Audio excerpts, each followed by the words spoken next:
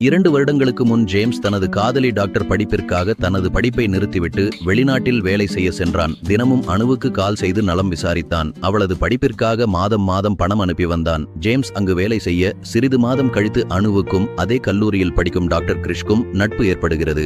அவர்கள் இருவரும் ஒன்றாக பார்க் சினிமா என எல்லா இடத்திற்கும் சுற்றி வருகின்றனர். இதே பார்த்த அணுவின் தோழி, ஹே நீ ஜேம்ஸ லவ் பண்றியா? இல்லை கிறிஷ்யா, என்னடின்னு அணு கேட்க, அணு எனக்கு தெரியலடி பதில் சொல்ல. அணுவின் தோழி, அதற்கு ஹே ஜேம்ஸ விட்டு தள்ளு, அவனும் படிக்காதவன். கிறிஷ்யா பாரு நல்ல அழகா இருக்கா, அவனும் டாக்டர் பின்ன என்னடின்னு தோழி சொல்ல, அணுவும் சிறிது நேரம் யோசித்து ஆமாடி நீ சொல்வதும் சரிதான்னு சொல்லிவிட்டு அவளின் தோழி சொன்னால் ஜேம்ஸ் வரும் வரை இது அவனுக்கு தெரியக்கூடாது என்று கூறினாள்.